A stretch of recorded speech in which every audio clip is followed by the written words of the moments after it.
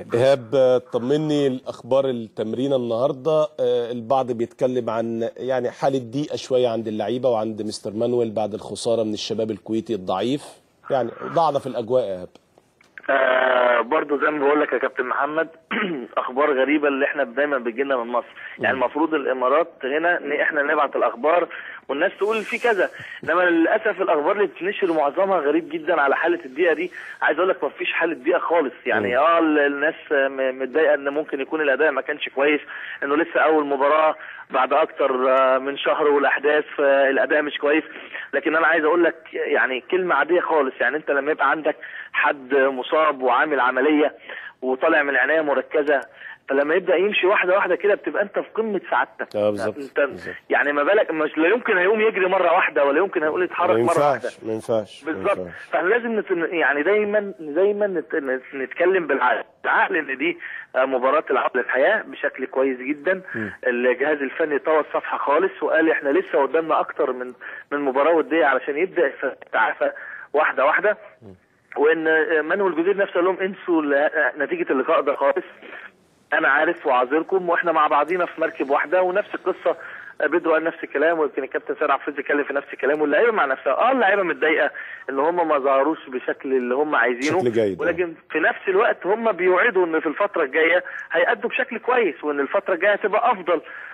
جميل. طيب ايهاب، بالنسبه للاصابات، شريف عبد الفضيل 10 ايام، ما زال شريف اكرامي بعيد ولا بدأ يدخل؟ حسام عاشور الاخبار شريف اكرامي دخل وبالفعل هيكون هو حارس المرمى في مباراه الغد، لانه في المران اللي شغال حتى الان هو اللي موجود في التقسيمه. ويمكن طبعا اصابه شديد قناوي في شد في العضله الضمه ده برضو اثر على يمكن ترتيبات الجهاز الفني، لان في اعداد كتيره جدا بتصاب من اللعيبه وده كلها اكد عليها الدكتور ايهاب انها اصابات نفسيه. طيب بالنسبه لي اللي شفنا خلال الرساله اللي جات لنا من دبي، لقاء جمع بين مستر مانويل واحمد عبد المنعم. يمكن طبعا كان ليا كلام النهارده مع يمكن احمد ناجي، واتكلمت مع الكابتن احمد ناجي واتكلمنا. طبعا في اخطاء طبعا وقع فيها احمد عبد المنعم، ولكن طبعا كل واحد ليه عذره في الفتره اللي فاتت. لكن الكابتن احمد ناجي قال لي جمله، قال لي احمد لما بيقعد فتره وعايز تبدا معاه من الاول. فبرضه لسه محتاج مفيش شك ان في اخطاء، ولكن اهم حاجه انك تعترف باخطائك عشان تقدر تصلحها. بالظبط. هل ممكن نشوف بركات في ماتش بكره يا ايهاب؟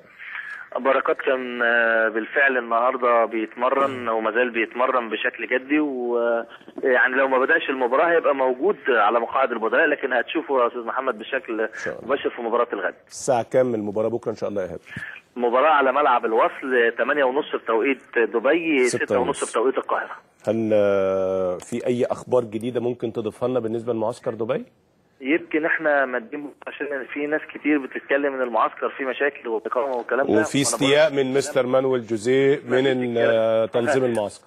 ما انا عايز اقول لك حاجه، ما فيش الكلام ده، والدليل ان مستر مانويل اللي طلب يمدد اقامته. احنا المفروض نروح راس الخيمه من بكره بعد المباراه، هو طالب انه يمدد اقامته في مقر في نفس المقر، وهيسافر ليله المباراه على راس الخيمه يلعب المباراه.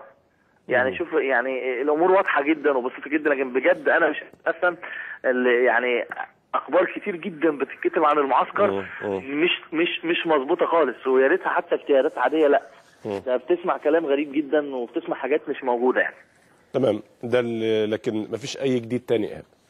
لا ده يمكن سافر الصبح النهارده الكابتن محمد يوسف متجه لاثيوبيا علشان يشوف، سافر النهارده الصبح على فكره. هو على فكره ايهاب مباراه البن الاثيوبي انتهت خلاص لصالح البن الاثيوبي، انتهت 1-0 وفاز البن الاثيوبي بركلات الترجيح 4-1. يعني البن الاثيوبي هو اللي هيلعب النادي الاهلي، خلاص كده اتحدد، خلاص لسه المباراه منتهيه منذ قليل بفوز البن الاثيوبي بركلات الترجيح 4-1، والمباراه الوقت الاصلي خلص 1-1. طب عشان نبلغهم برضو عن طريق دلوقتي اول ما يخرجوا من التمرين نبلغهم بنتيجه المباراه. ويمكن كابتن محمد يوسف هيرجع بكره قبل المباراه، كانت في رحله 24 ساعه فقط. بالظبط. ايهاب الخطيب زميلي العزيز، بشكرك شكرا جزيلا على هذا التقرير من دبي.